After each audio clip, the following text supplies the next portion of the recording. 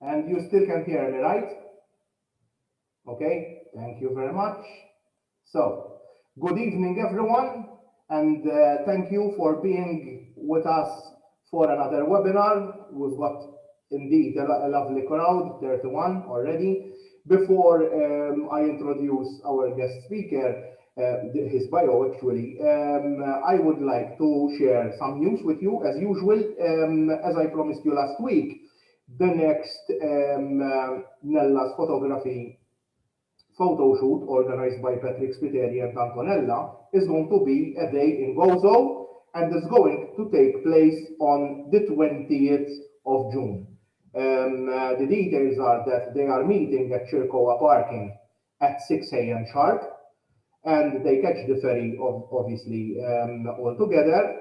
Who wants to come with his own car can come, or who wants to pool with they come with one car. It's up to you. They told me. Okay, it's going to be during the morning, and then they're going to organize a lunch. Obviously, who wants to go and pay what he takes, but it's just the socializing part. They told me that they calculate that the shoot would finish around 1 p.m. Okay, and they start normally around 9 a.m. The theme of the shoot is going to be models in street photography. I never shot this. I never saw it myself personally. Maybe it was something that it's normal to many of you, but for me, this is something that I think it would be very, very exciting to do. Models, they told me in street photo, they're going to use street photography and use the models in street photography. Okay, the second one is that the second that I want to let you know about is that in Malta there is going to be a rehearsal for their girls and boys. It's a dance shoot. Those of you who like to shoot dance, there's going to be a dress rehearsal at Piazza Teatro Real between 9 p.m. and 10:30 p.m. Obviously, those who are interested, let me know. Okay, they can send me an email on piscopovins@gmail.com, and I will see, I will check with the organizer. But if you're interested, let me know. Okay, let me know. There's obviously some of you already know about it, and they usually attend as well. But those of you who never joined these sessions and would like to join, just speak to me, send me a private message, or send me an email, or contact Stephen, and he will tell me, contact the Malta Photographic Society, and they will let me know, and I will see how to make the arrangements for you to attend for this dress rehearsal. Okay, so this week's webinar will be delivered by another prolific master in the art of photography. If you are truly interested in getting to know about alternative photographic processes, then you cannot miss Tom Lee's webinar today. Tom will be taking us into his exceptional world of photography with a presentation that also includes video footage covering the creating and printing aspects of digital negatives, equipment and materials, chemistry and formula, as well as video of the process in cyanotype on rice paper. Yes, there will be also ample time for questions during this webinar. Thanks to the kindness of Mr. Lee, who gladly accepted our invitation, all this valuable information is being brought to you by the Malta Photography Webinars in collaboration with the Malta Photographic Society. And obviously, I want to thank Stephen here because Stephen knew Tom and made the arrangements to get Tom to give us this presentation.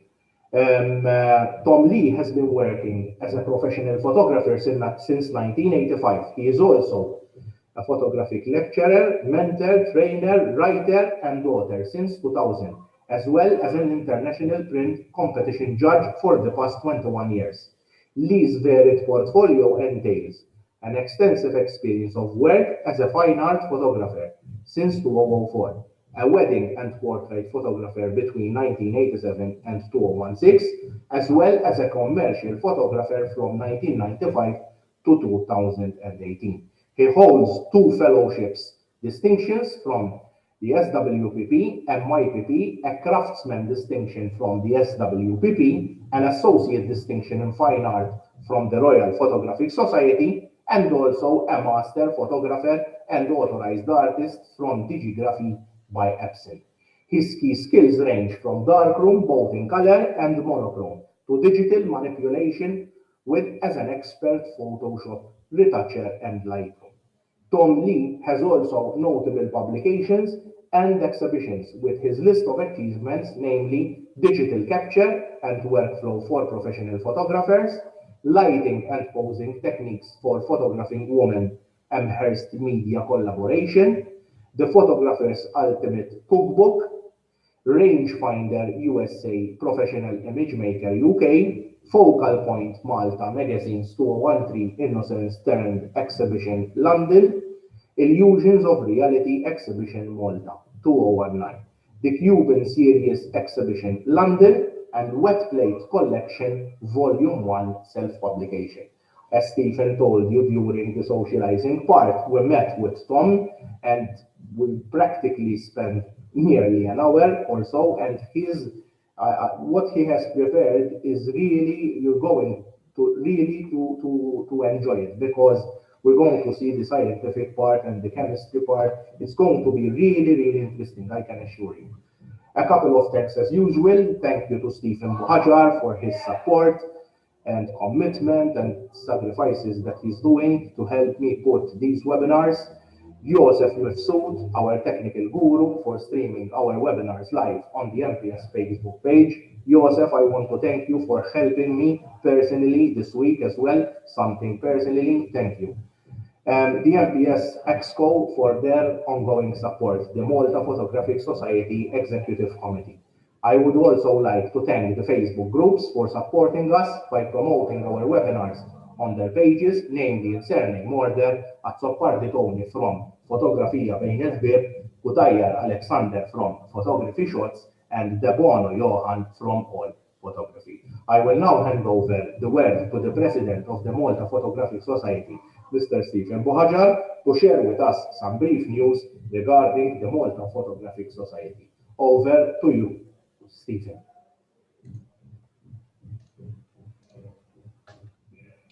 Thanks, Vince.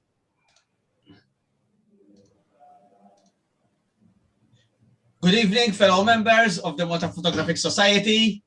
Thanks, Vince, for that introduction, and thanks all for joining today's educational webinar by the professional international master photographer Tom Lee.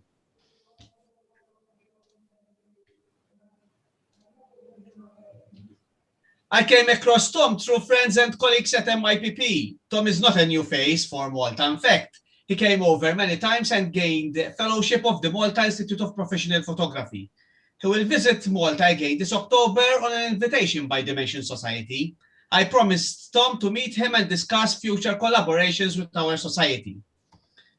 We approached Tom Lee as lately has been focusing on alternative processes and methods of printing. Many times we are more concerned on grabbing our cameras, take a couple of photos, download them on our PC, open the editing software, finalize the image, and take it to a laboratory for printing. Given that most photos are captured digitally and shared online, it's very easy to forget the beauty of a print. And today, Tom will share with us some knowledge on how we can process our images in alternative processing. With some tips, technique, and patience, Tom is going to show us what we need to start playing around and get amused with this creative process that leads to alternative views on ordinary subjects. As part of his venture into alternative photography, Tom is so gentle to make available all formulas and methodologies for 5 of the most popular processes, namely the Platinum Palladium, Cyanotype, salt printing, Van Dyke Brown, and Calitype. Tom, on behalf of the members of the Malta Photographic Society, I thank you for answering positively to our invitation. The submission for the June stay-at-home competition is open and will close on Saturday 12th. This is another great opportunity to test your photographic works. May I kindly remind you that this competition is free and you can submit up to 3 digital images, color and or monochrome. Kindly read the rules before submitting your preferred images. Should you need further information, kindly contact the competition's manager, Mr. Joseph Mifsud, on admin@mpsmalta.com. The Executive Committee of the Malta Photographic Society would like to congratulate Mr. Vince Piscopo and Mr. Darren Zamit-Lupi for their latest recognition and awards. Mr. Vince Piscopo, a loyal member of the Malta Photographic Society for these past 11 years, managed to attain a distinction in his professional diploma in photography from the Institute of Photography, known as IOP, from UK. And he and be the first Maltese photographer to make it to the prestigious IOP Distinctions Gallery, where only 2% of students worldwide enrolling in this course managed to accomplish. It is a remarkable accomplishment for you, Vince, and an honor to our society. Well done. The society joins other local and international photographers congratulating Mr. Darren Zamit-Lupi for winning the prestigious Yannis Berakis International Photojournalism Award with his title works, The First Photo I Ever Took of My Daughter and the Last, documenting his daughter Rebecca's life and death. It is a very moving and beautiful tribute. A very well-deserved award, Darren. Well done. Between tomorrow and Sunday, 27th of June, at Spazio Creative, an exhibition titled ENEAD will showcase the final projects of the student cohort following the MFA in Digital Arts degree program by the Department of Digital Arts at the University of Malta.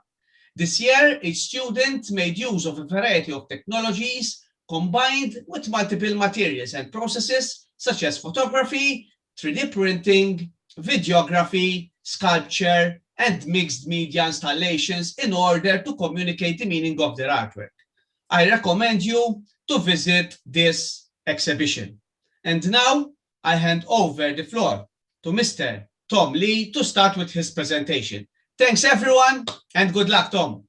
Thank you, Stephen. Halfway through that introduction, I was wondering whether to leave then because I hardly believed the introduction was related to me. But thank you very much indeed for the invitation and the wonderful build-up. Thanks also for Vince, who I met briefly the other night. There are many faces on the call here that I actually know, and many I don't. So hopefully I'll get to know you over the next few visits to Malta. Anyway, I've got a lot to get through, and it may well look daunting at the outset. But really, it is quite a simple process, the one I'm going to go through this evening. There are many other processes which can be quite involved, but I'm trying to stay well away from that so as not to frighten everybody. But it is really not a frightening process. So what I'm going to do now is I'm going to share my screen if I can, make sure my settings are right. There we go.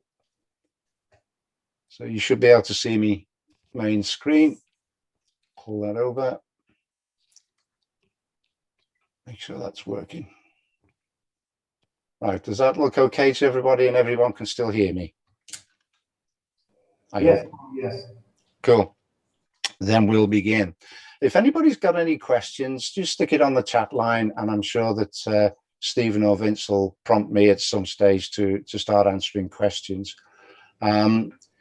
Even though some of it might give you a bit of information overload, a lot of this stuff is actually on my website already. So if you can't keep pace with the videos or the information that I'm giving, there will be PDFs that you can download and videos that you can revisit online. I believe this is already being recorded anyway, so you can always revisit any number of those sources to gain the information that you think you may or may not have missed. So let's go through this and let's see where we get to. If there's a problem, I'm sure somebody will prompt me. Okay, so let me just get rid of whatever I've got on here. How do I hide this main screen? Okay. So what is alternative photography? Photography is the name usually given to a collection of techniques that don't involve computers, which might sound strange in this day and age, but anybody who is involved in film processing and making prints in a darkroom, a lot of these processes will seem very familiar. It includes a whole gamut of imagery, which has some silver involved, but it's not the main component required to produce an image. So I'm going to feature some of these processes and include the digital work necessary to produce negatives suitable for contact printing. So let's, oops, where are we? Here we go. I moved my button. So silver processes. This is anything to do with film, black and white, or color. It involves the suspension of silver salts in gelatin and coated onto glass, flexible plastic film, resin, or coated paper. If you think to the days of when we actually used to use film, that in fact is a silver process. The plastic that we call the film is actually coated with a gelatin, which contains a lot of silver, which is dissolved during the development process when you take your film to a lab, or if you develop it in your own darkroom. Wet plate collodion is another process that I deal with quite a lot, which involves a lot of silver, and it's actually the forerunner of the modern normal film, whether it's 35mm or 6x6 or sheet film. It's the forerunner of that. What we're actually doing with wet plate is actually putting the silver onto the plate, and then basically speaking, we developed that at a later stage and dissolved the silver away. If you remember when you took your films to the lab back in the old days, they couldn't just dispose of all the water and the waste from the machines. It had to be collected and disposed of safely, and that was because everything was collected. The silver was dissolved and collected within the machine in special containers, which was disposed of by a specialist firm.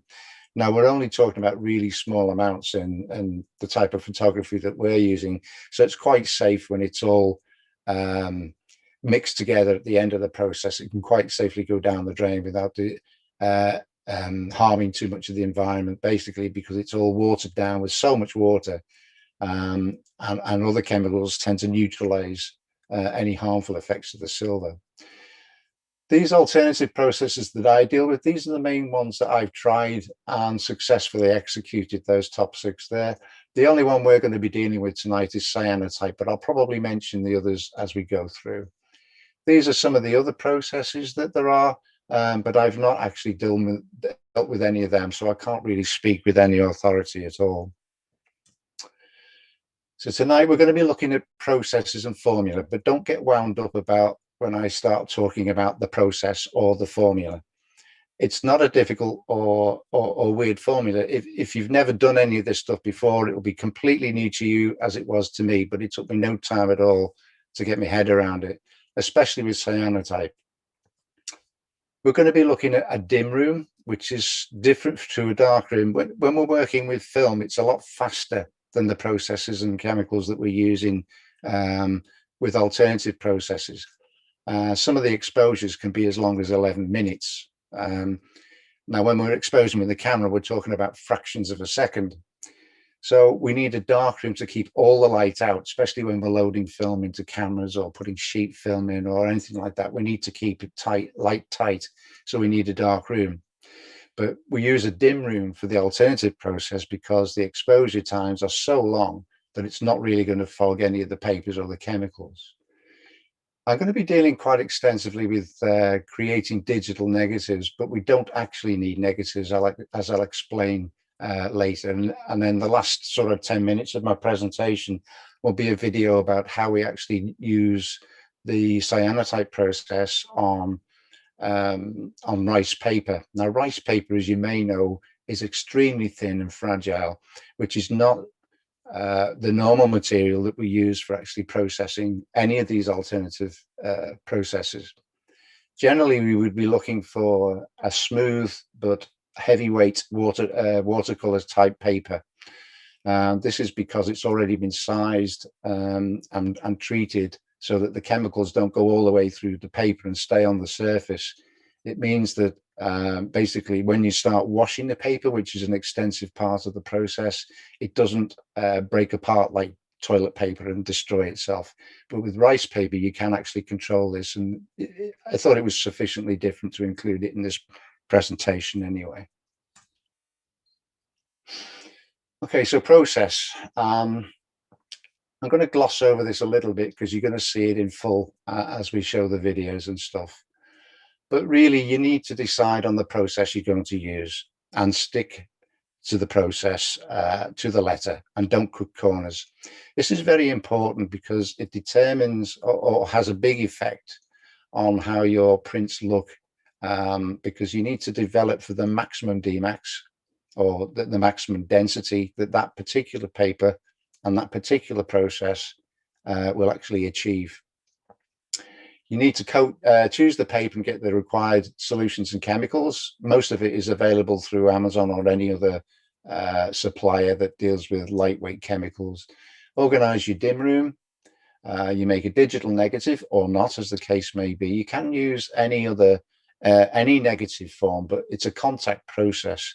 So if you're using a 35mm negative, you're only going to get a 35mm image when you actually make your print.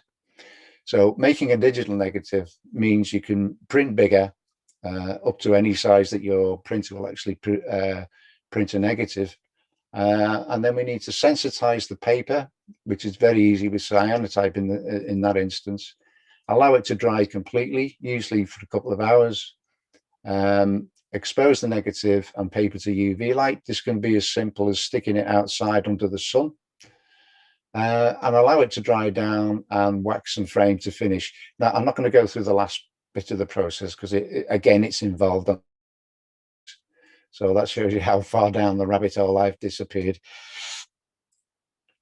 Okay, so the formula. This is where you can find all these formulas, and they're written in simple language. It's a concise list. Basically, if you go to my website, which is temporalart.com, there's a resource link at the top of the page. We're only going to concentrate on cyanotype, but all the processes that you see here, these are all there in one PDF for you to download. And you can see here in Van Dyke Brown, for instance, we've got all the chemicals, how much you need, how much distilled water, making the solution separately, and then top up with distilled water to make 100 milliliters. Then we coat the paper, expose the contact, wash for 5 minutes in tap water, tone in Clerk's formula, that bit's optional. And then you quick rinse for 30 seconds, and then you fix it with sodium thiosulfate and clean tap water. As I say, I mean, it's quite simple instructions, and there's only 8 processes, but you do need a lot of trays for the washing. With cyanotype, you only need 2 trays for the entire process, which is why I decided to showcase this one this evening. But as I say, if anybody gets any problems when they do start all this, feel free to give me an email or contact me through the Malta Photographic Society. I'm quite sure that I'll be able to answer anything either over Skype or Zoom, whichever way you prefer, or even email. So cyanotype, this is what I'm going to concentrate on, and this is why it's so simple. You don't need to know anything at all about the chemicals or the solutions involved. Jacquard's 2-bottle formula is available widely on the internet. I get mine just through Amazon, but you've got plenty of photographic suppliers in Malta, and basically they'll all have this. If it's not in stock in the shelves, because it's most common, they'll order it and it'll be in within a week, I'm quite sure. So I've also got in here something about a safe light. Don't worry about that too much either. That's just, I tend to get quite anal really about getting the best I possibly can about the whole thing. So working in the safe light is the ultimate, but you can work with a very low wattage incandescent bulb. I've known people just draw the curtains and work by available light. My good friend Podge, I'm not quite sure how he does his. I think it's basically just stick a couple of boards up in front of the windows in his dark room, and he works on, makes about a minute or two for his eyes to adjust, and then he starts coating the paper. But basically, I prefer to work with a safe light, but I'll explain a little bit more as we go through. Excuse me. This particular process is all on those sheets, by the way. There's only 2 bottles, and all you need to do is fill equal amounts of bottle A, equal amount of bottle B. I usually use the cap, pour up to the level of the cap on part A. Part B goes in up to the level of the cap, and then you've got equal amounts of both. Mix them together and then coat your paper. It's that simple, really is. So dim room, I'll show you my dim room in the next slide anyway, but we've got to cover the windows. They don't have to be black, but as long as they're heavyweight, they'll cut most of the light out. You'll need at least 2 developing trays. You only need 2 for cyanotype. A supply of clean tap water. Now, if you've got a proper dark room, you'll have a sink in there anyway, so that's fine. If you don't, I use a 10-litre water container, which is full of clean tap water, and I use that to fill up a jug just to use as and when I need all over the dim room. And then if you haven't got a sink or a place for the water to run out, you need a bucket to empty the used water. I've mentioned before about the LED strip light, which you can get with red. You can get ultraviolet LED strip lights or any color you like these days. They're relatively cheap and easy to find on the internet. Or people who not sure whether they want to go that far in their investment, which isn't much, by the way, you can use a 25-watt incandescent lamp about a meter away from your work area, and that's perfectly okay, as long as you're cutting out all the UV, which is your sunlight and your natural daylight. Don't use fluorescent light tubes, by the way. They have a little bit of UV in and can actually fog the papers once you've coated them. A plastic cup or a margarine tub. I actually use an old yogurt tub. You'll see it in few slides coming up. A hake, which is just a synthetic or a natural fiber brush. It's what the Japanese call their coating, but you can actually use a sponge brush, you know, the type you get for arts and crafts. Cheap enough. I think I got my last one. I got 5 2-inch sponge brushes for about £2 or something. A glass or mirror for coating and drying. It's not that necessary for natural 300 GSM watercolor paper, but certainly if you're going to try something like rice paper, you need something really flat to get the thing dry. And it will actually buckle as you're actually coating it if you're not careful, but you'll see that in the video. A stopwatch to keep accurate time, a UV light source. As I said, it can be the sun, but there are drawbacks with using the sun. First of all, it's not constant. If your sun goes behind a cloud, it actually cuts out the UV, and you can't achieve a correct time for your Dmax every time you use the sun. So you need a reliable UV light source. I'll explain those in a few moments. And a contact frame. Again, you don't need anything too fancy. I used an old picture where the frame was damaged, but the glass and the back were okay. So here's my dim room. Now, those of you who have got sharp eyes will actually see where it is. It's my garage. And you can see up here that there's light leaks from the door, underneath the door. This is just an old blanket. It's a bit better than this now, but this is just an old blanket covering the window. You can actually see the light from outside coming through. So that's how light tight it needs to be. Not very light tight at all. I use LEDs for my safe light. These are dimmable ones, so you can actually decrease the amount of red light, or you can actually change the color slightly to more towards yellow, and that's easy to actually see by it. It's very, you can see just from the phone picture here, it's very clear in there, even with just these low powered LEDs. We've got the trays, the workbench, a jug of water, plenty of paper towels. That's one thing you will need. You can see I don't use it just for the alternative processes. I've got other bits of equipment in here.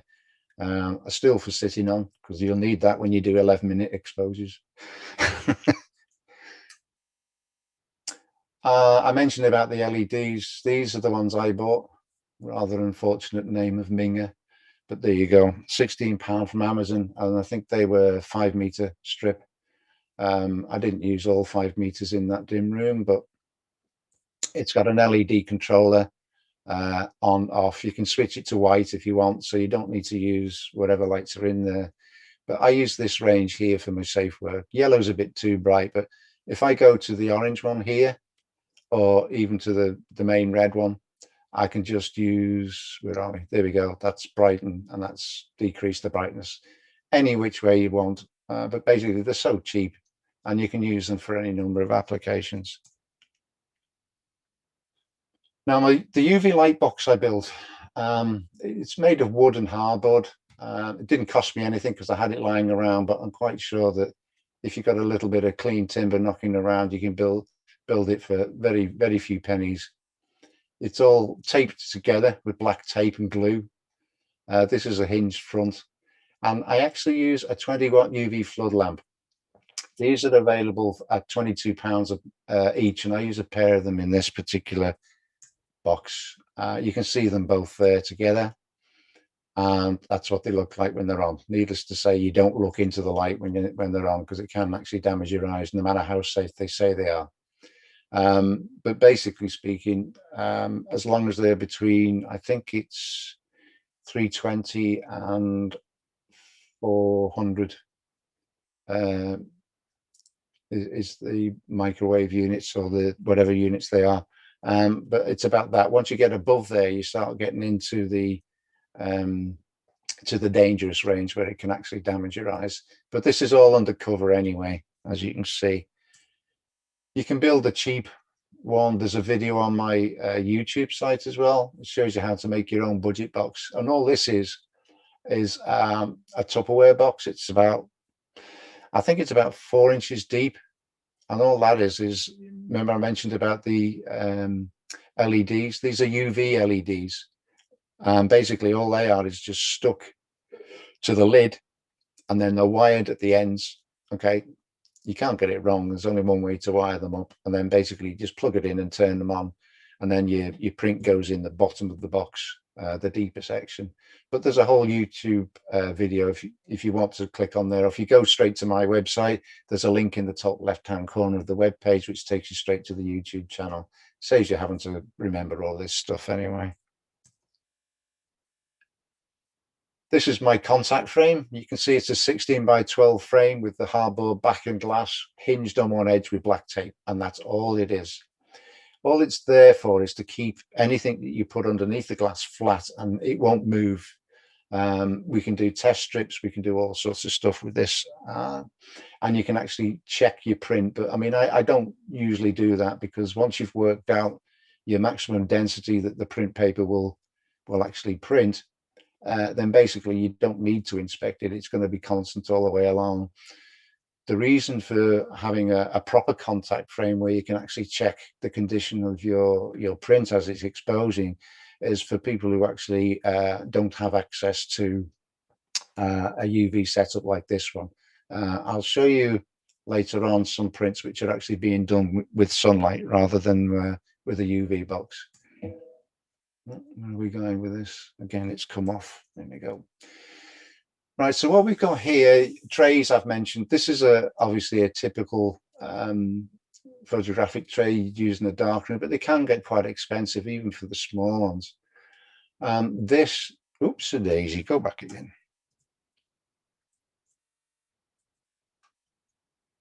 There we go.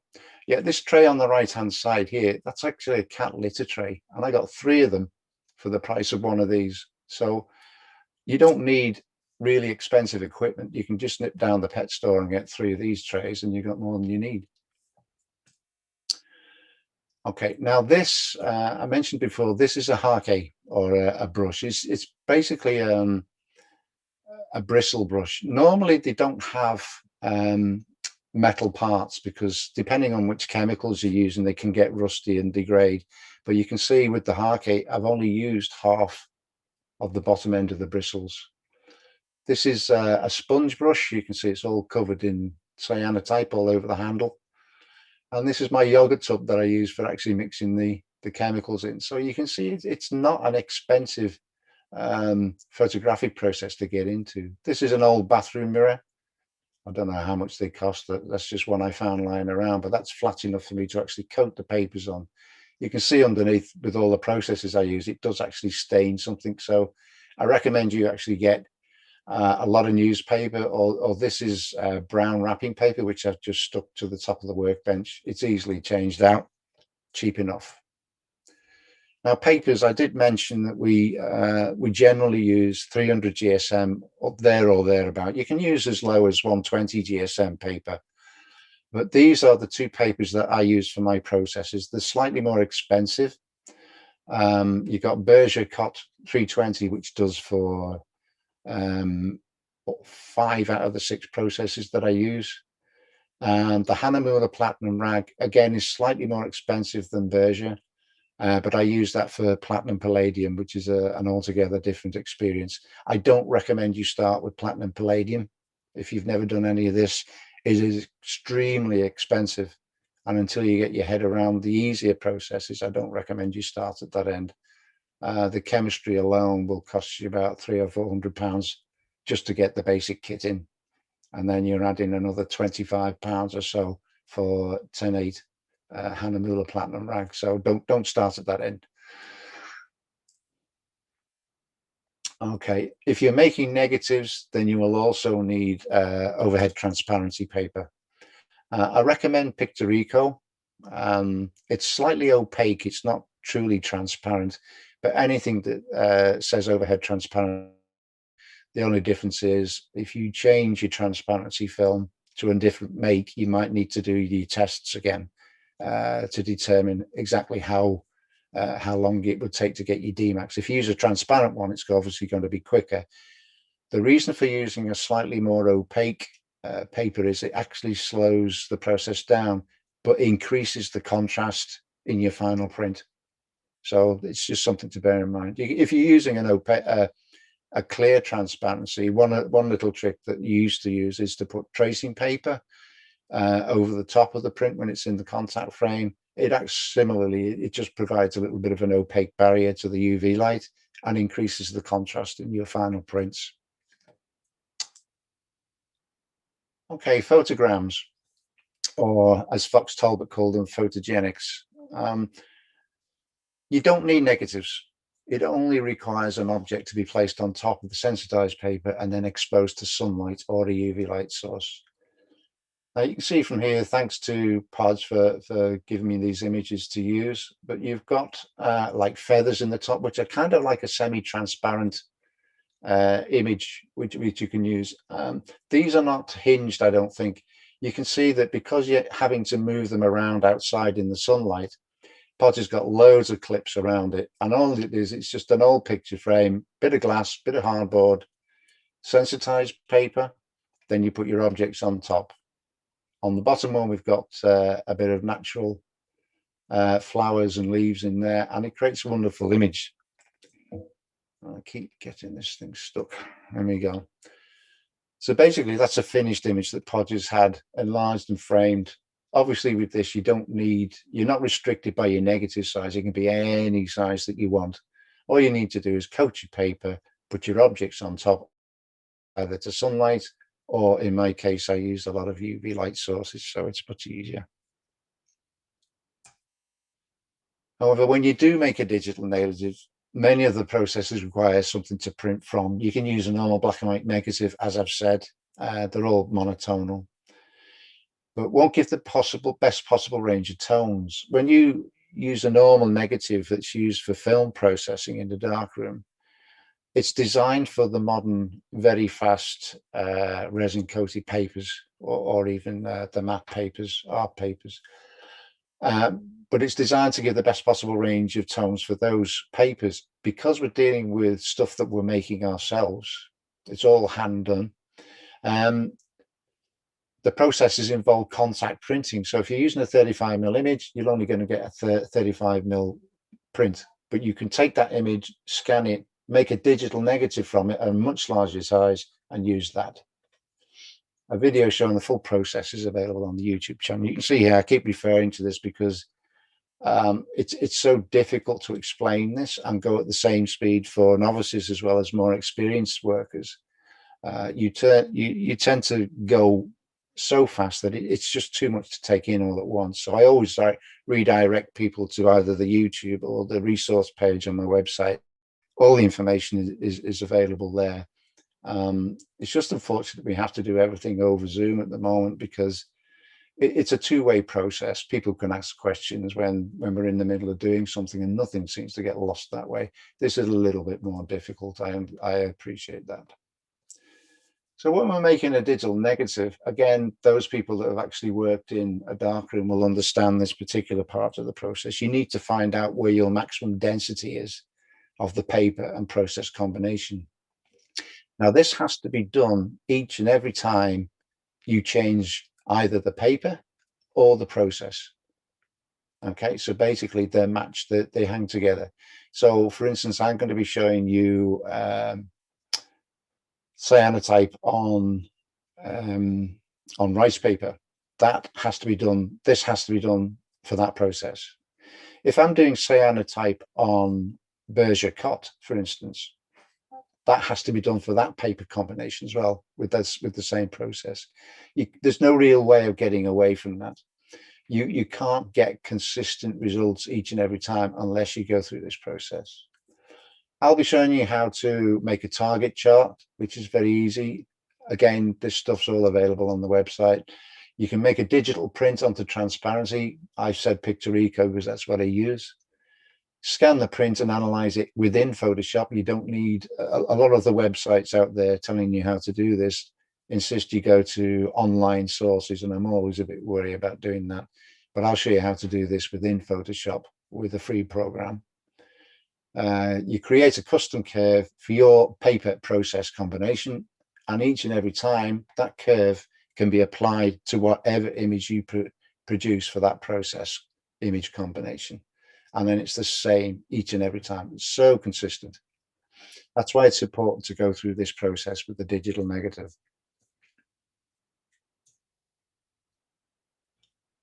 Okay, that should go. Is it not moving? There we go. It's moving. Okay, so there's about a 2-minute video now showing you how we actually determine this DMAX process. I'll explain a little bit more afterwards, but if anybody's got any questions while this is playing, please stick them in the chat line and I'll deal with them as soon as this is finished.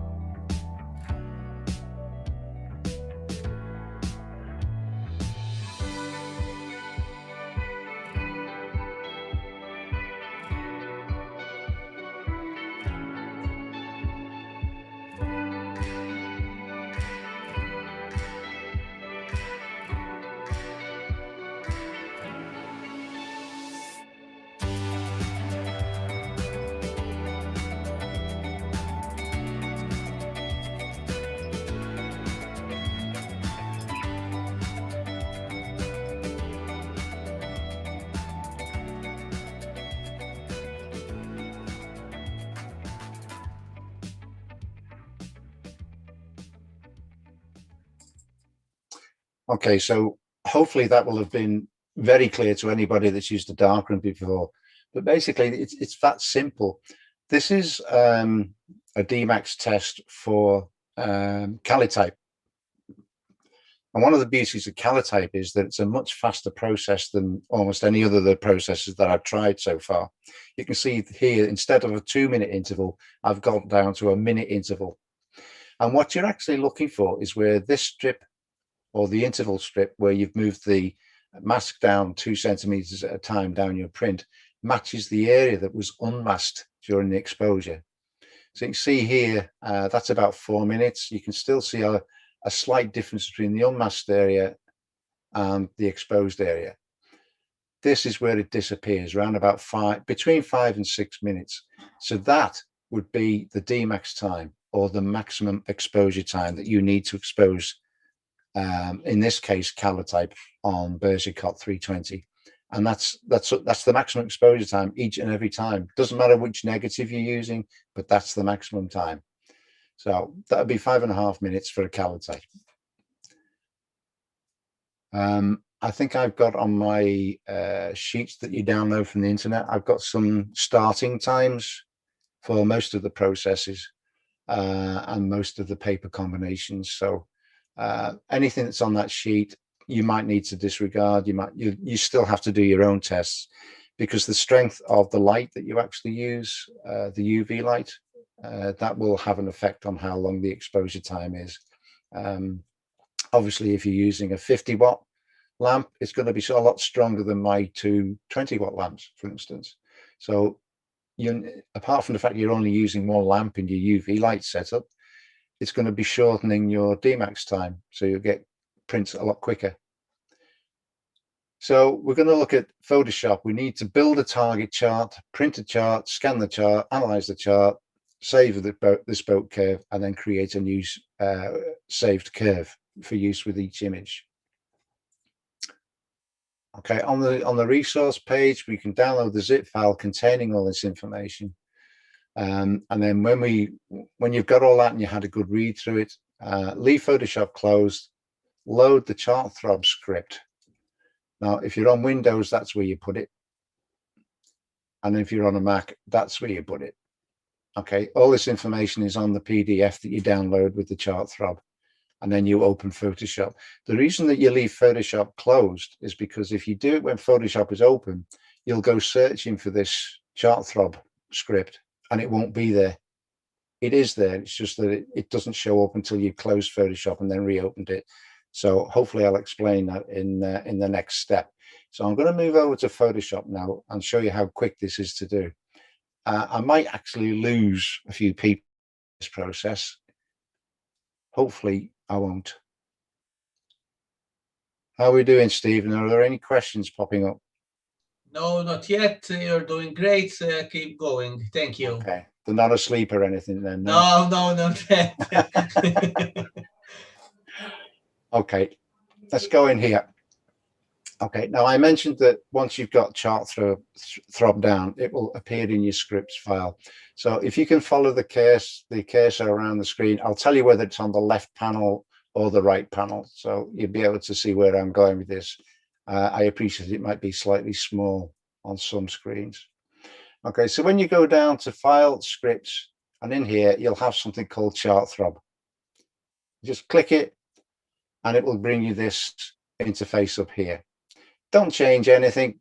I sometimes use 360 because the DPI is better when you print it. And all you have to do is build a new chart. And it's very easy. It does it all automatically. You don't have to touch it. Okay, it's slightly quicker if you don't include numbers, but you'll see the one that I'm going to scan in now that has numbers on it. There's no difference. It's just that it takes a bit longer to actually process. I use the numbers because I know what I'm looking at, but it doesn't really matter for what you're doing because the program will actually scan it. And that's how quick it is to actually build a chart. It's very, very quick. So then what you do is you print this out on your digital transparency, and I'll go through the settings later on. I'm trying to do it in a logical process, but I'll show you the settings that you use for actually printing digital negatives anyway. But once you've got that, what you do is let's talk cyanotype. We'll coat a piece of paper with the cyanotype chemicals. We'll put the negative that we produce from this image file here, and then we'll put that over the top of the sensitized paper, stick it under the UV lamp and expose it for whatever Dmax time that we actually worked out during that part of the process. So hopefully that's clear as mud. I'm not going to save that for now.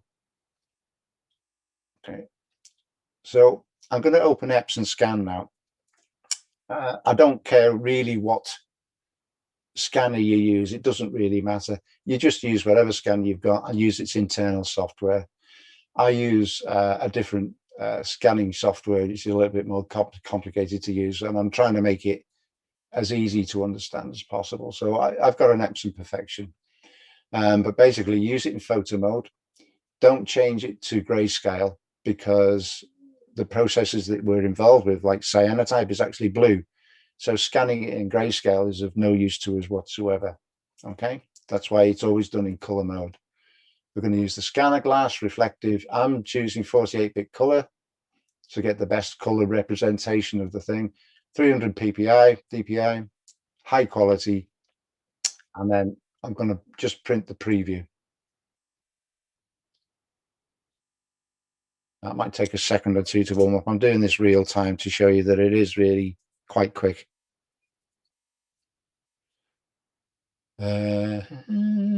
Talk amongst yourselves for a second. Should wake up any second now.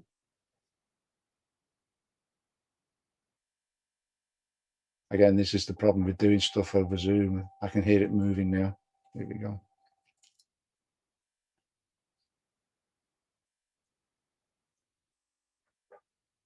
Okay, so there's our preview.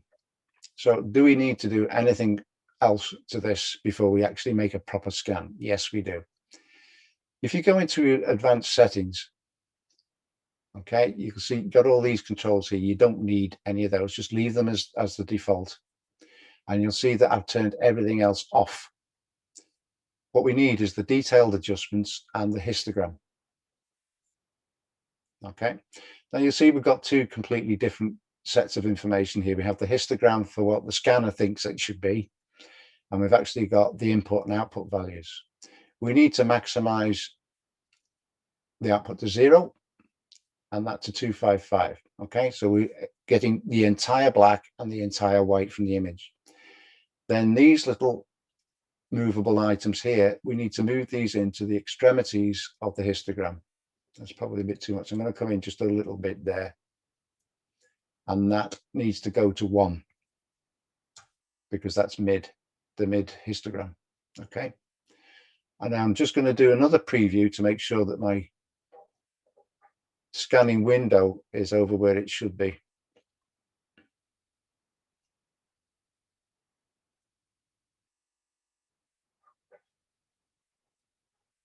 Okay.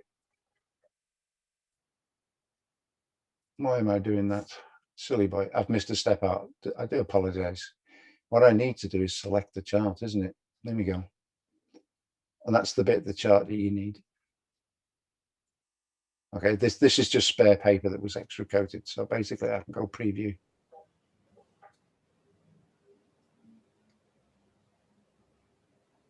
Tom, if I can ask you something, when we're seeing the charts, the chart is based on different transitions, right? From very light or white up to black. How does it build the transitioning part? Is there a formula behind it? Yeah, it's all contained in the script. I'll explain it once this is printed on screen. I'll explain what it's actually done. Okay. You can do it by hand, but this script actually just takes all the donkey work out of it. Let's go into the detailed adjustments. Make sure that I've got my extremities at the end of that. That goes to 1. Okay, and that goes to the maximum that it can. Okay, and then I'll just scan the image. You've seen me do all this before. Yeah. When this pops up on screen, I'll explain what it's actually done. Because this one... This is the same procedure as we deal with the levels. That's right, yeah. That's right. But what I'll explain what it's done once I've loaded it into here. I'm not making any adjustments at all. I want the flat plane scan. Okay, so there we can see. This one was created with numbers. Okay, there's a little box in that first chart throb window which says create with numbers, or you just leave it on blank and it just produces the squares. But what you've got here is 0%. That 0% is the amount of black in that square. So what it's done is it's taken a mathematical formula from the script and built this up. Okay, so the next one has 1%, 2, 3, 4, 5.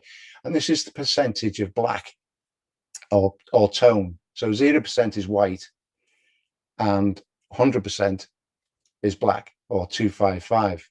Remember when we changed the histogram on the scanner, we actually moved the right-hand side through to 255 and the left-hand side down to 0. So what it's actually doing is measuring each of these squares, okay, for these values. Inputs it into the main program, and then what it's going to do now is analyze this. Okay, so you go back into File, Scripts, Chart Throb again, and what it's doing now, it's recognizing that it's built this, and this is a Chart Throb's graph. It's actually recognized that it's already there, so it's not asking you to actually create a new chart, although you can build a new chart if you wish. It's just taking this image and it's going to analyze it for you. You don't need to change anything. You can call it what you want, grayscale chart or whatever, or you can call it shorthand, you can call it cyanotype chart. But it's the same chart that you're going to use for every process, no matter which one it is. You only need to create this once. Okay, so now I'm going to analyze it. And what it's going to do now, it's going to create a curve based on the physical values of each of these squares, not what it should be. Okay, and you just need to click done, nothing else to do. So if you have a look at this right-hand side here, you can see it's created a curve and it's a little bit wonky. Yeah. And it's a bit wonky because you can see this 0 square here. We've got a little bit of shading in there. That's because you've got a little bit of bleed from the process. Okay, so it's actually migrated through to the white. You can also see by looking at the chart that it's more dense in the shadow area of this chart, and about 1.5 rows is quite light, but all the detail is in these 4 rows here, slowly going through mid blacks to heavy blacks down here. But there's not much difference between this square and that square, or that square. And what this is actually doing is trying to even out all those values so that you get a smooth gradation from black through to white. And what this has done is it's just tweaked it slightly on the actual values of these squares. It's actually measured it in-house. But what we need to do is smooth this curve out. We don't want it lumpy like that, otherwise we're going to get false prints. So all you have to do is click on the little spot and move it so that it's a nice smooth curve. Okay, it's a little bit lumpy. Okay, and that's nice and smooth now, and that is the curve that I will apply to all the digital negatives that I produce for Cyanotype and Rice. Okay, if I was using this is actually Berger, this particular paper, so I would call this Cyanotype Berger. Now if I click on the left panel here and make the layer active, that's what it's actually done. Okay, so you can see now we've got a much smoother gradation right from the black through to the white here. It's evened everything out. Okay, that's how it's actually printed, and that's what we actually need it to look like to produce a full scale of tones in our print. Tom? Yes? We have 2 questions. Sure. Let me go a little bit backwards to your presentation before, because Paul asked, will DMX change as the LED age? And Podge is asking, is ChartRob an extra app you have to download, or is it part of the Photoshop? And where do you get it, please? Right. Okay. Go to my resource page, and there's a link there. If I can bring that up now, let's see if I can get it. without coming out of this program. I think it's a built-in script, right? Just give me 1 second. I didn't hear that properly. It's a bit muffled. So 1 second. Okay, there's my website.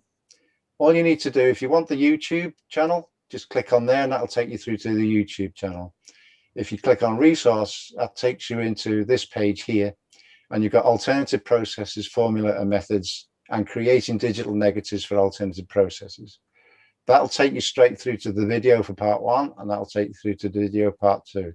You got PDF downloads, and on the digital negative side, you've got 2 additional downloads, which has this chart throb with all the instructions that you need. That's why I'm saying don't get too upset about if you don't follow this to the letter. It's all there for you. All you have to do is download those 2 or 3 files, unzip them, and all the information is there for loading it, where to put it.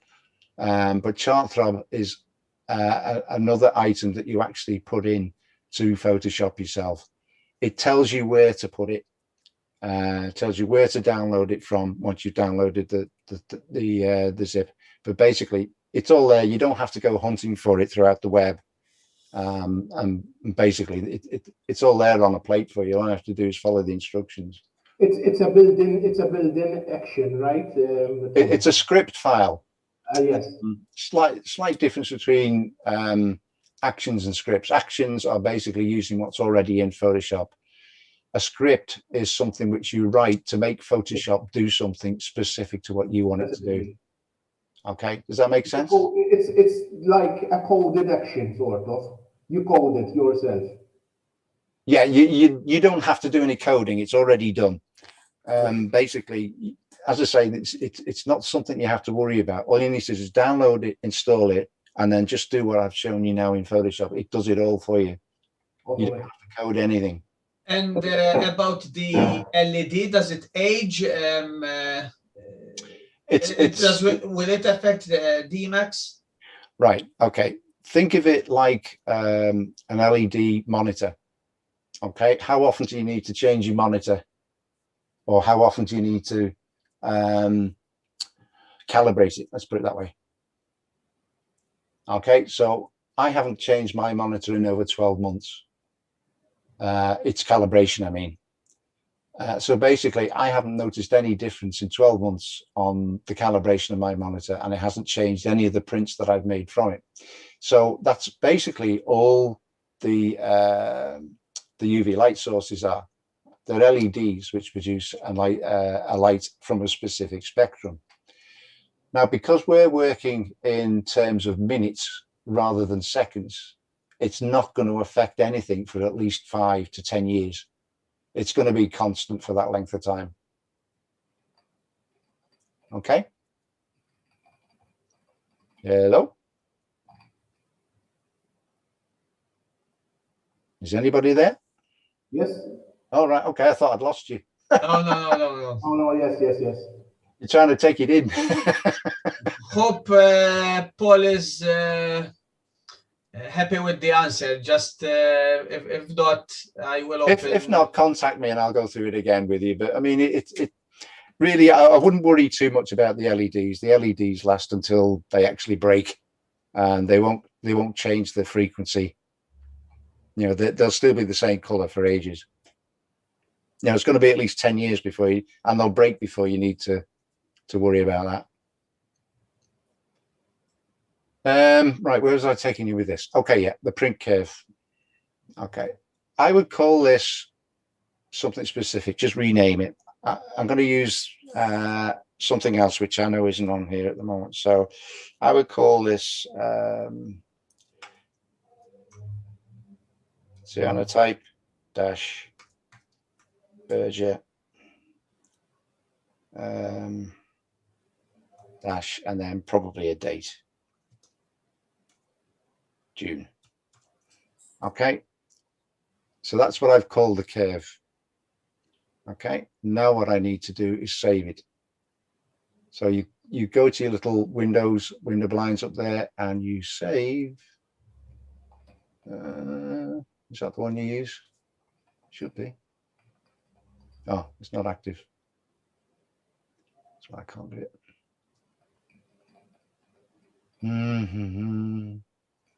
What is it? That no, it's this one. Do beg your pardon. No, I'm losing my way, lads and lassies.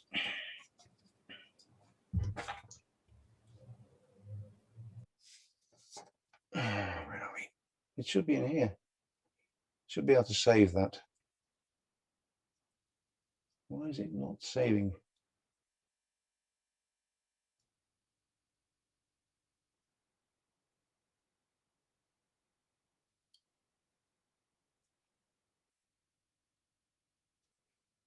I've lost it anyway.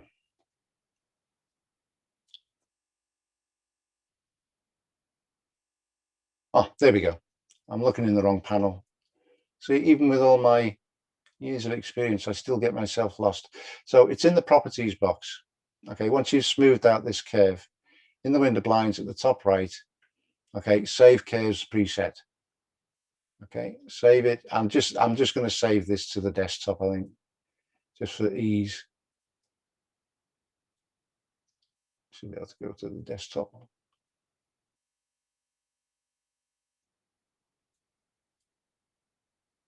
There we go, desktop.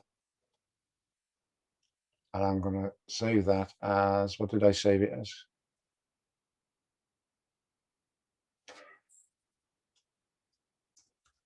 Cyanotype. Berger. June. Okay, so that's the name I've given it, same as the layer mode there. And I'm saving it to my desktop, so I'm going to save that. I'll probably not be able to find it. There we go. What you can do in the PDF, I've actually given you a location to save that, so it actually appears in the saved curves box. I can't work my way through it at the moment. It's quite a complicated process, which is why I've written it down. Let's see if I can find it in here. Probably not. Oh, wait a minute. There we go. Yeah, there it is. Okay, it's quite a thing. But when you download the PDF instructions, it's actually giving you the location to save this. So when you open this thing here, it will appear in this list here. Okay, so basically I can go into there and it's actually saved there temporarily because the file's still open. But basically what happens when you save it in the location shown in the PDF, it actually appears in here. So it doesn't matter which paper that you actually load up in there. You can find it in here and just load it up directly. And that's basically that part of the process done. So what happens when you load a new, I didn't want to do that.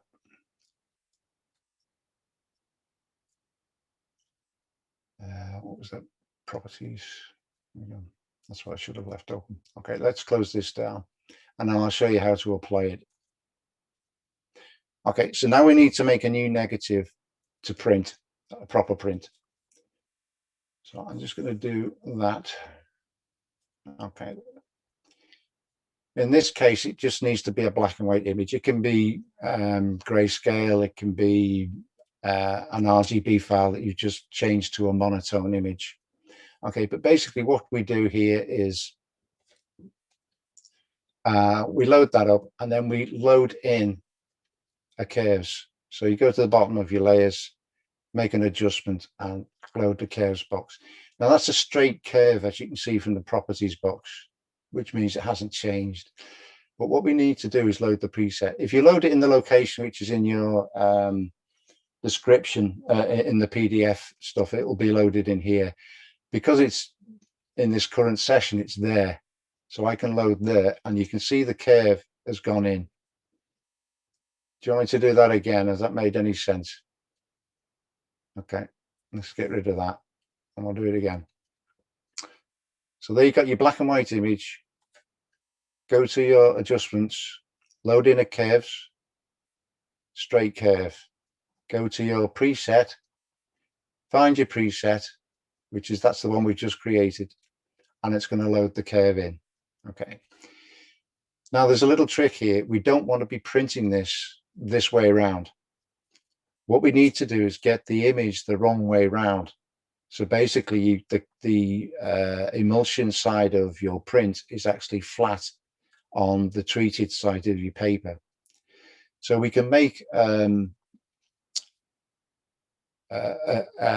what is it, stamp visible layer, which is Command Option Shift and E, or Control Alt Shift and E. It does exactly the same thing. And basically it's created another layer, which is a combination of whatever's underneath it. But in order to do that, we just need to flip it horizontal, which I think is F3. No, flip layer horizontal F4. This is just a shortcut I've made, but basically you can go to image adjustment. No, it's not. Layer.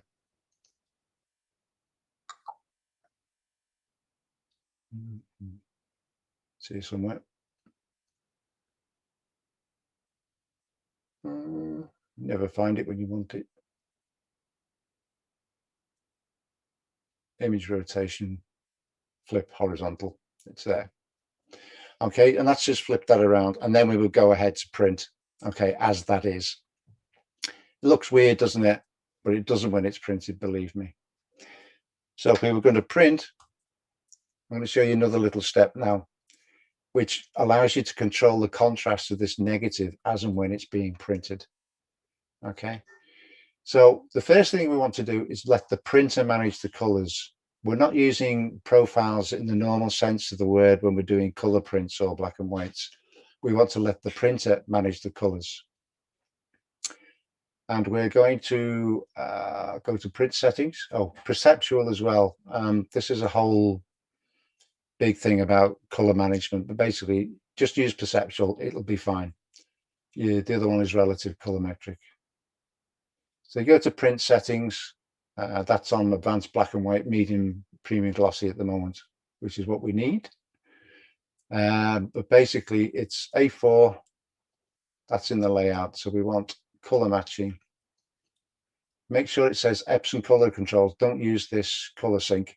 This again is in all the PDF instructions and also in the videos you'll find online.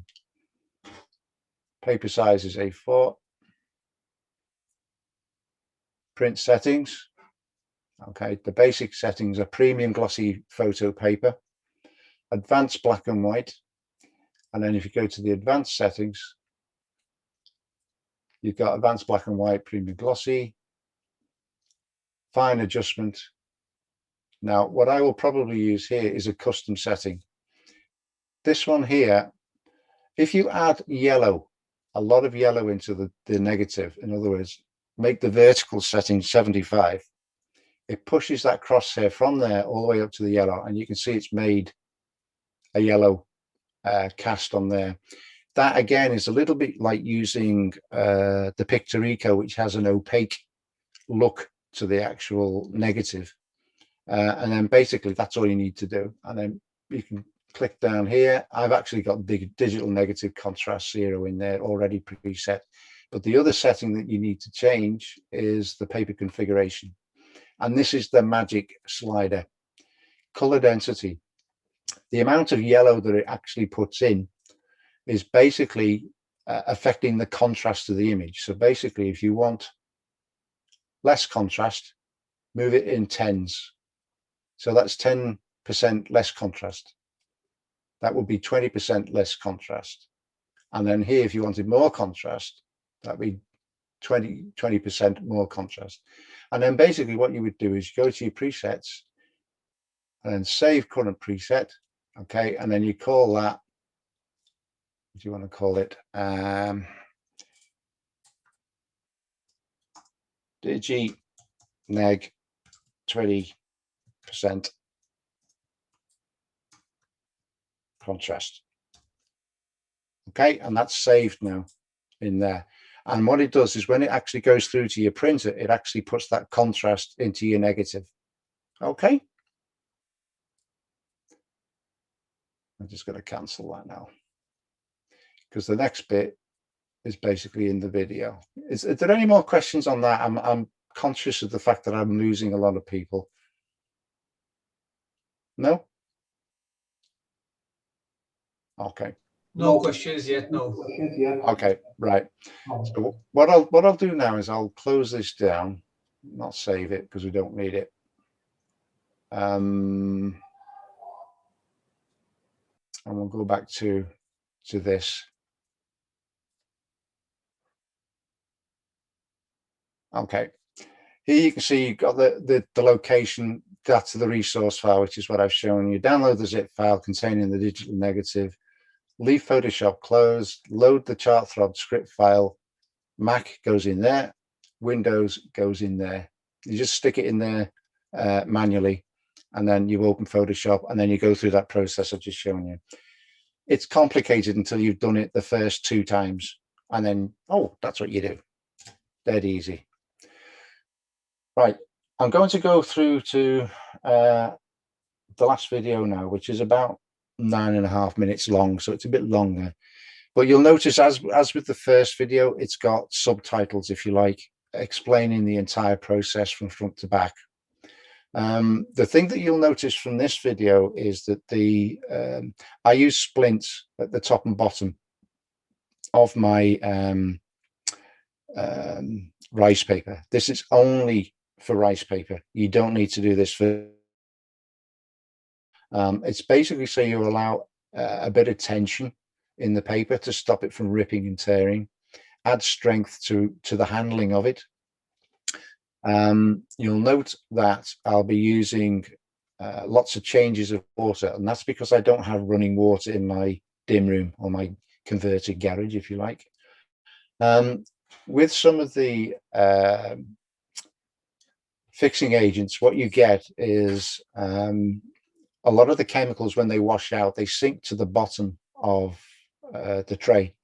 So when you're running water constantly over the top of a print, sometimes the chemicals that get left as a residue in the bottom of the tray. So I prefer to use trays with lots of changes of water, because when you empty the water out, it takes the excess chemicals with it, leaving you with a fresh print to actually wash with water.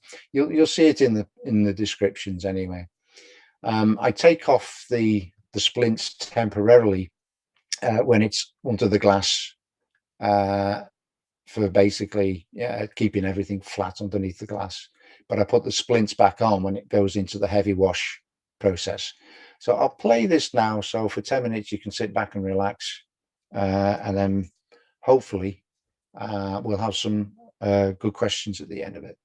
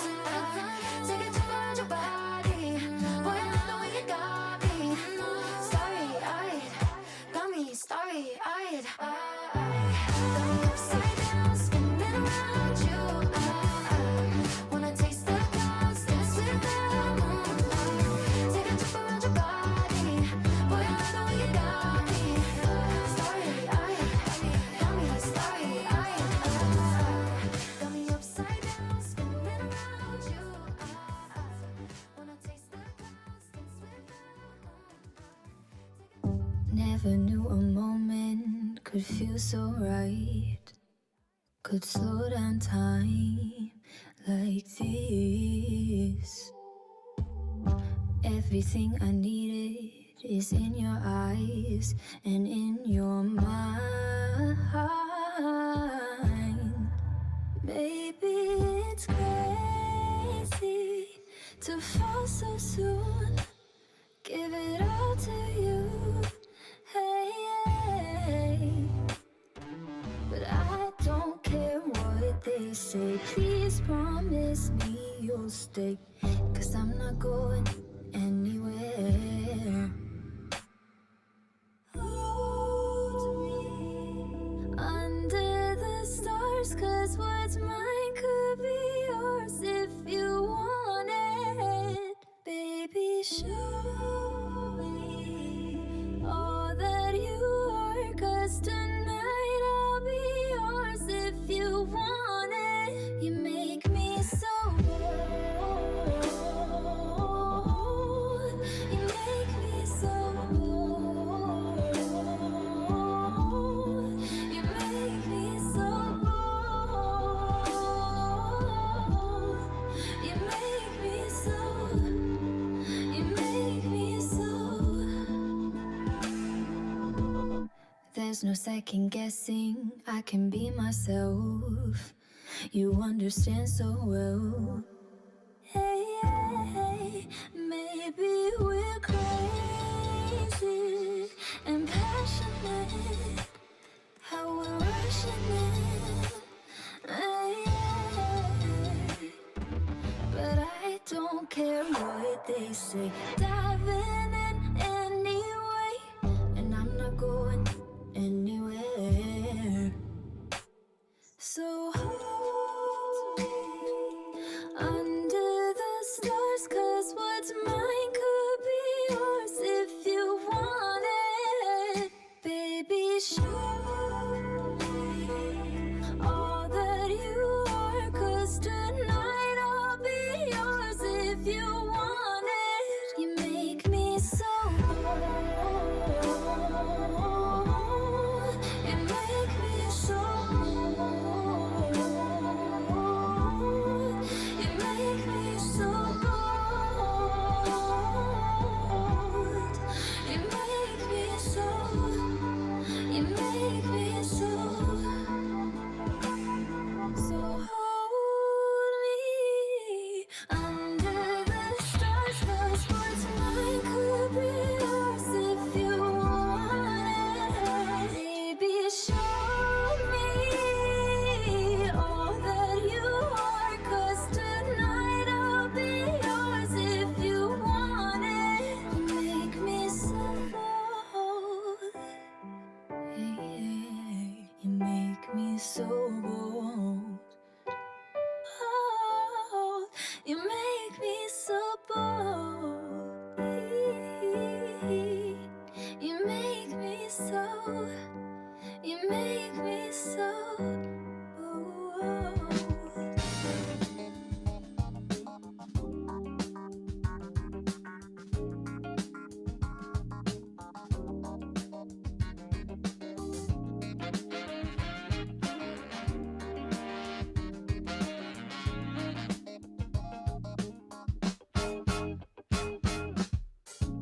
You said you wanna play your game. You tell me in, I said I'll pick it up, it's all the same. But don't follow all the rules. I know you don't, you change day by day. Hardly seems that fair. How can anybody understand? How can anybody win? 8 points later, I thought it was about time we hit the finish line. 8 points later, I wasn't winning at all, I was just further behind. You played your hand, but showed my cards. I took my cards right from your heart. I laid them down before your eyes. Game over, blow the whistle, we're out of time.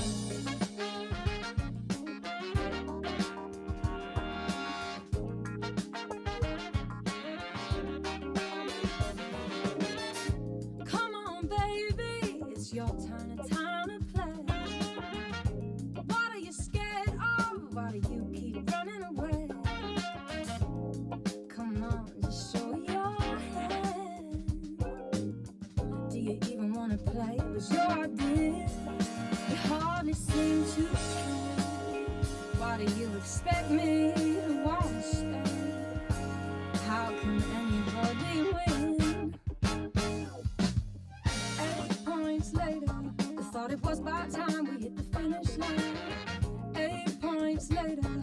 wasn't winning at all, I was just further behind.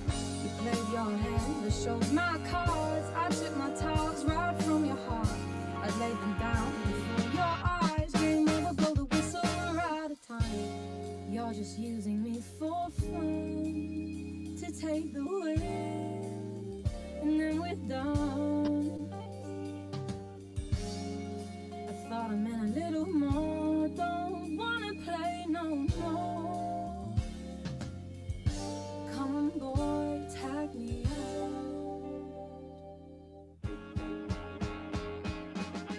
8 points later.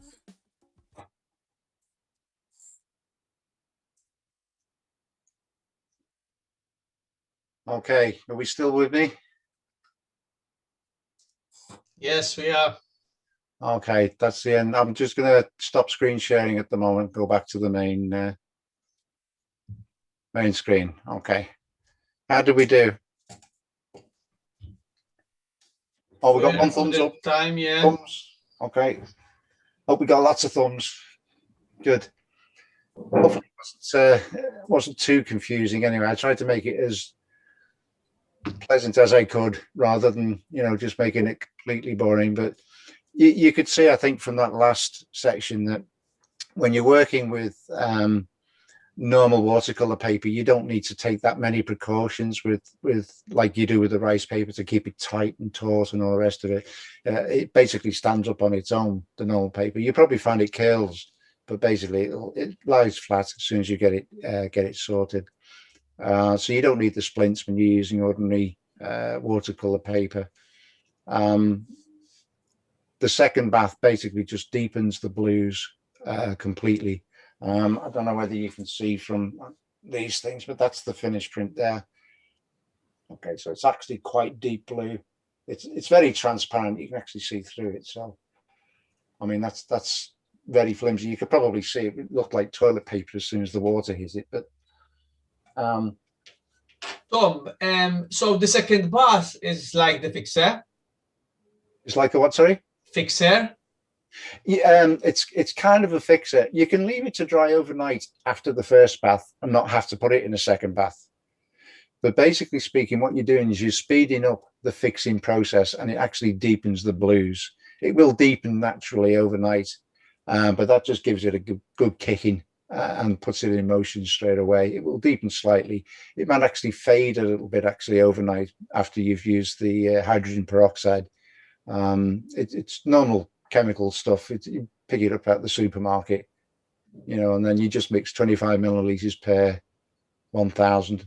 You notice they didn't use the whole bottle, just enough to cover the top of the print, and then basically just kicks everything into action. I just decal edged it and then fixed it in between two pieces of perspex, and it's perfect like that. It doesn't need framing in any other way.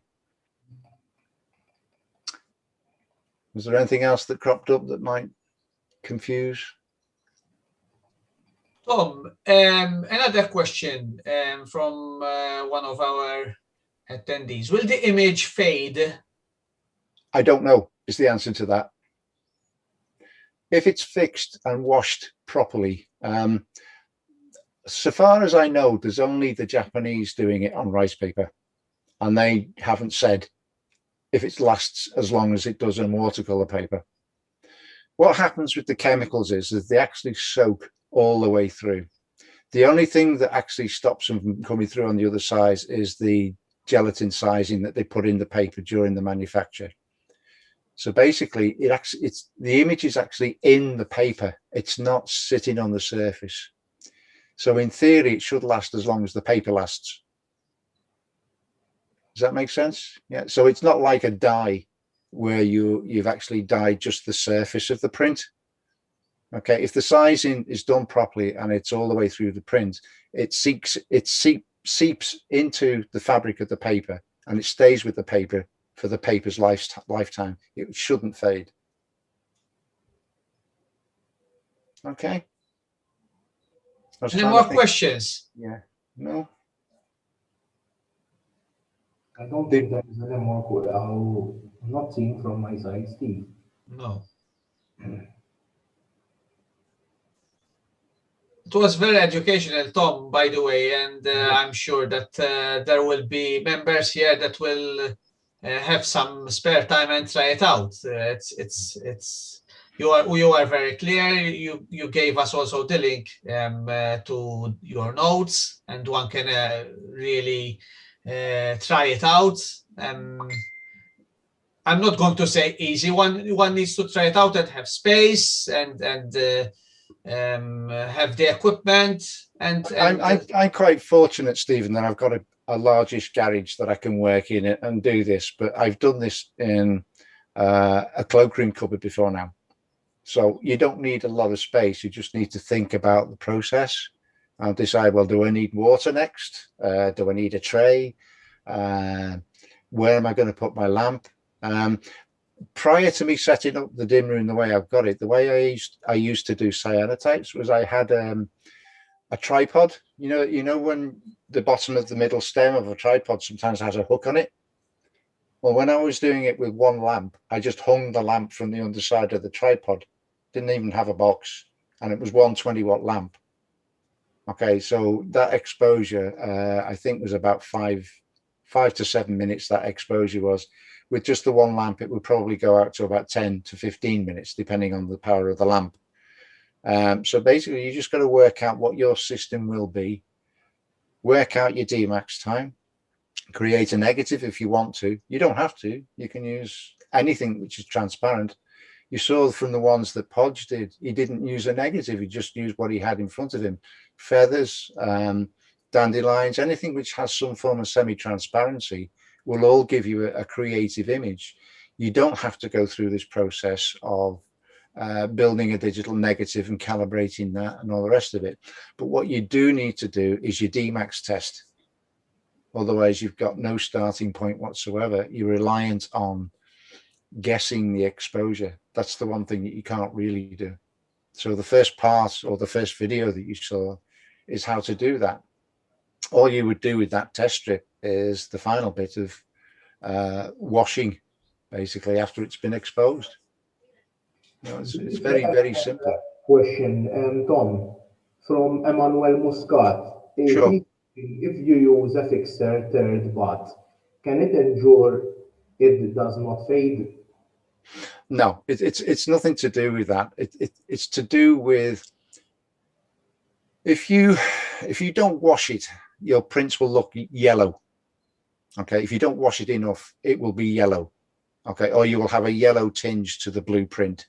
It will still be blue, but you'll have yellow in the highlights. And that is an indicator of you haven't washed it enough to get rid of all the chemicals. Okay, that's why I said at the beginning, if you start skimping, if you only wash for 5 minutes instead of 10 minutes, you're not going to have a fixed print. Okay, it's the water which actually fixes everything. Okay, it's the way the chemicals are actually put together in the A and the B. Okay, on their own, A is not light sensitive. B is not light sensitive. When you put them together, that's when they become light sensitive, and that's when you start degrading the chemicals. Once it's on the paper, then you've got to be careful not to fog it. That's why I'm working in red light. You can work in a, as I said, a 25-watt tungsten lamp. You don't need a red light.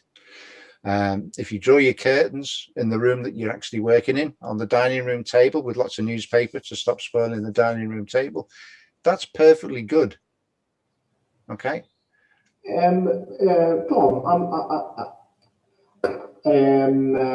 I hope I'm not saying something silly or crazy, but can they use a smart bulb? Because I think you can turn the light red as well. Yeah, but what I would say is what I said in the beginning: don't get too close to your work area. It only needs to be good enough to see what you're doing. Okay. If you're using something which gives off UV, I'm not sure about the smart, the long life bulbs. I think they've got a little bit of mercury in it, which has UV properties in it. So I would be reluctant to get it anywhere too close to the work area. The 25-watt lamp, I recommend about 1 meter from wherever it is you're coating the paper. Okay. So basically, if you work on that principle, if you look what a 25-watt lamp looks like 1 meter away, it's still very bright. So if you've got a mercury-based long life bulb, Okay, put a shade on it, turn it away from your work area. It's probably still going to be bright enough for you to read a newspaper in there. You know, it's not hard and fast that you have to do it that way. I've done it with no light at all and very dim in my studio up here.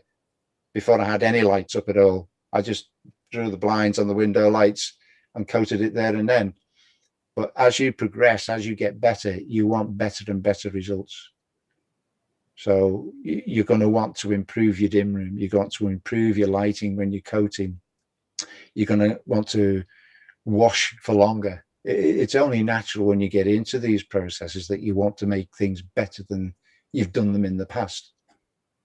You know, I've used a single lamp from underneath my tripod in open light in the room here, but then you've also got to realize you've got light coming in from the window, which has got UV in it, which is affecting your exposure. So it's all a question of what sort of quality do you want. If you just want to try it out, just draw the curtains, put some newspaper down on the floor, coat your paper on the floor, 2 trays next to each other, a couple of jugs of water, and that's all you need. One thing I will mention, in the video, you probably saw me using a cubic type light type thing for hanging the rice paper in, you know, to keep it in the dark space. With watercolor paper, you can use a box that you've just got from Amazon, tape up the corners so there's no light leaking in, and just close the lid on it. You can leave a watercolor paper in there flat for a couple of hours, and that's just as good. You don't need that big box thing that I had in the corner of my darkroom. I've done it that way in the past. I think Podge actually used his toilet to put them in a drawer or something.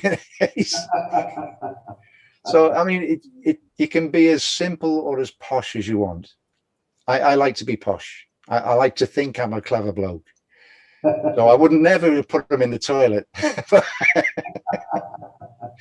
Charles Calleja is asking, Tom, what about exposing in daylight?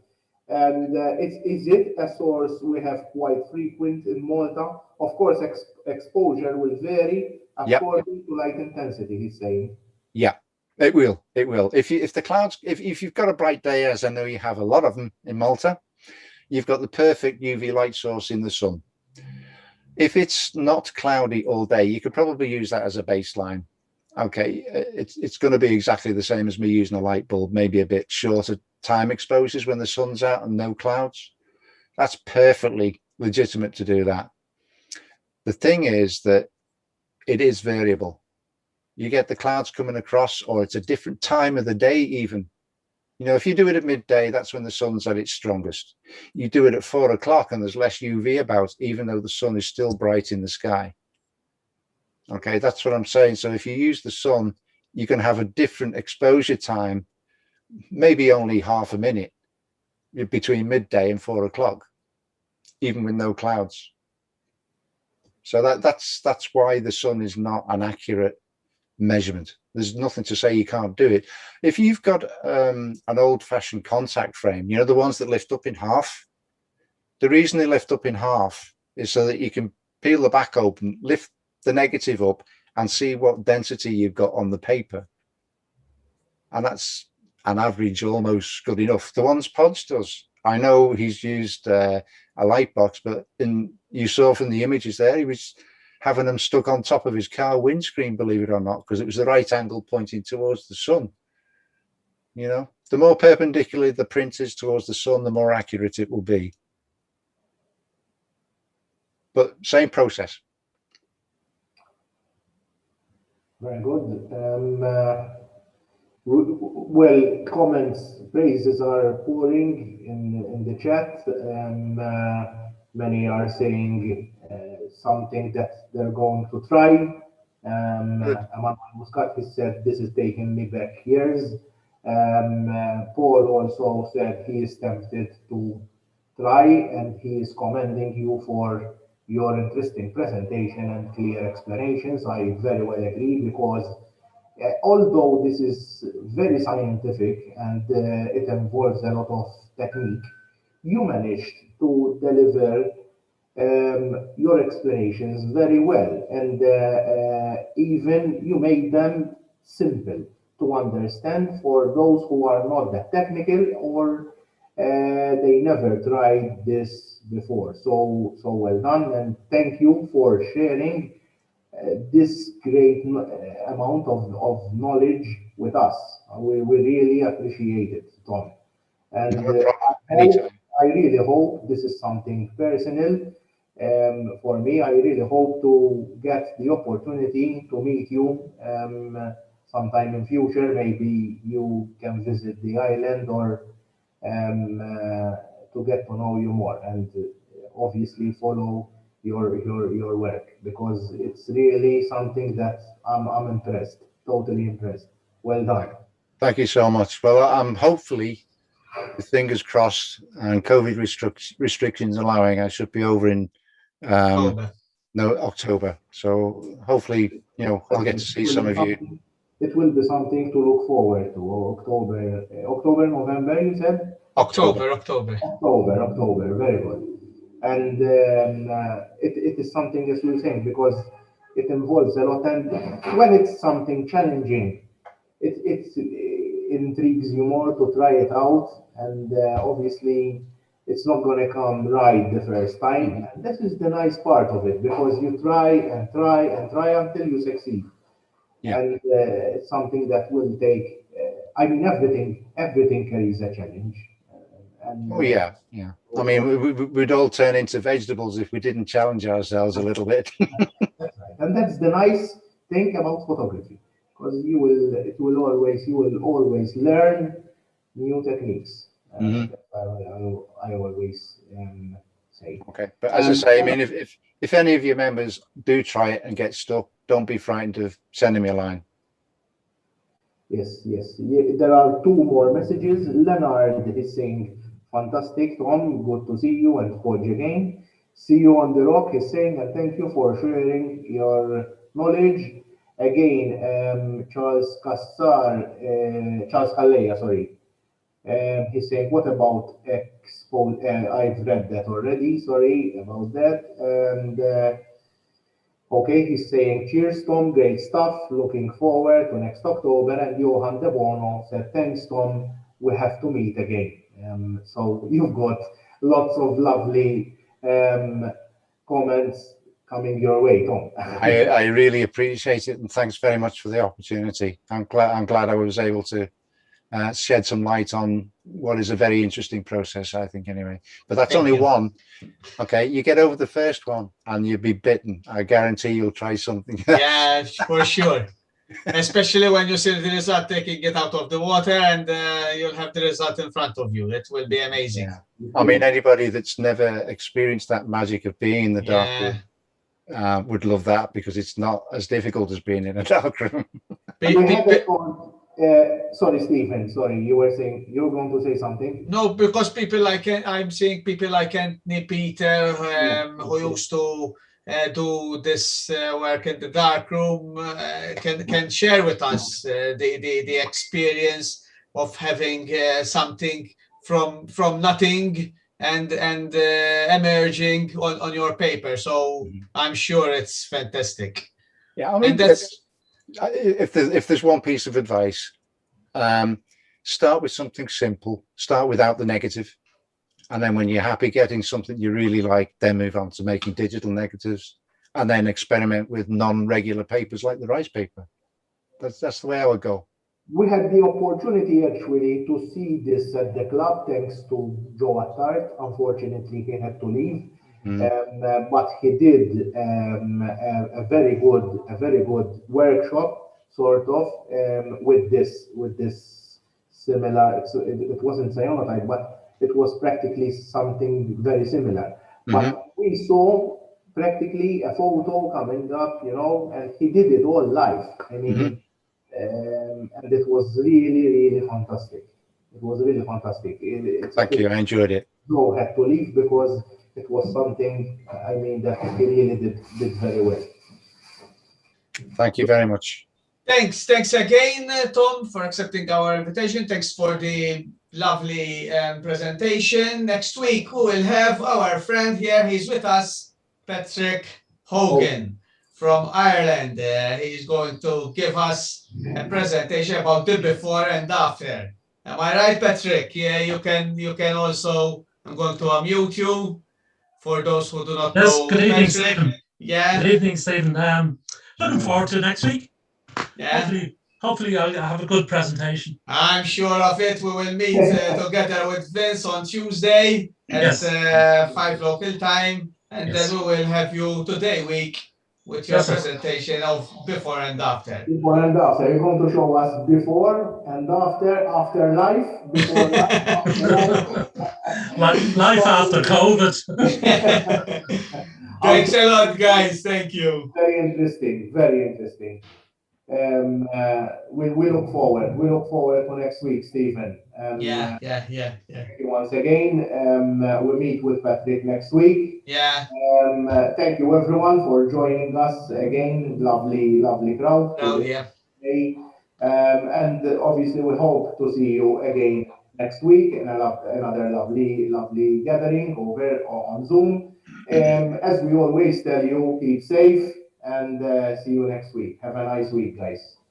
Thank you. Thank you, everyone. Thanks for having me, guys.